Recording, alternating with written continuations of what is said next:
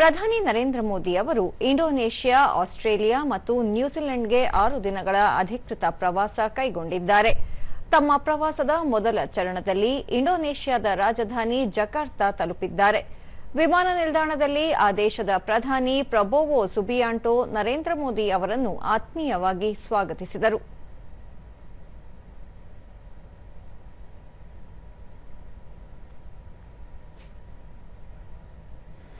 निश्चित तौर पर बेहद महत्वपूर्ण है ये दौरा, बेहद इसके खास मायने हैं। तो भारत और इंडोनेशिया लगभग 2000 वर्षों पुरानी साझा सभ्यतागत विरासत, समुद्री संपर्क और सांस्कृतिक आदान प्रदान पर आधारित है और कैसे ये रिश्तों को और मजबूती मिल रही है इसी की झलक हम साफ तौर पर यहाँ पर देख रहे हैं।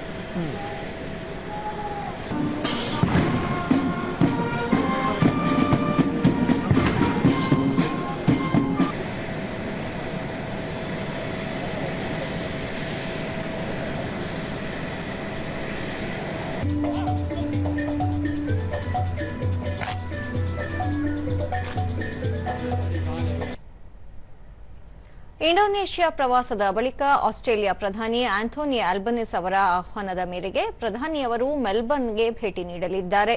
ಈ ಸಂದರ್ಭದಲ್ಲಿ ರಕ್ಷಣೆ ಮತ್ತು ಭದ್ರತೆ, ವ್ಯಾಪಾರ, ಹೂಡಿಕೆ, ಶಿಕ್ಷಣ ಹಾಗೂ ಜನರಿಂದ ಜನರ ನಡುವಣ ಬಾಂಧವ್ಯ ಸೇರಿದಂತೆ ಹಲವು ಪ್ರಮುಖ ವಿಷಯಗಳ ಕುರಿತು ಉಭಯ ನಾಯಕರು ಚರ್ಚೆ ನಡೆಸಲಿದ್ದಾರೆ.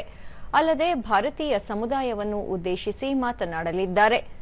ಪ್ರವಾಸದ ಅಂತಿಮ ಹಂತದಲ್ಲಿ ನ್ಯೂಜಿಲೆಂಡ್ ಪ್ರಧಾನಿ ಕ್ರಿಸ್ಟೋಫರ್ ಲಕ್ಸನ್ ಆಹ್ವಾನದ ಮೇರೆಗೆ ಪ್ರಧಾನಿ ಮೋದಿ ಆಕ್ಲೆಂಡ್ಗೆ ಭೇಟಿ ನೀಡಲಿದ್ದಾರೆ.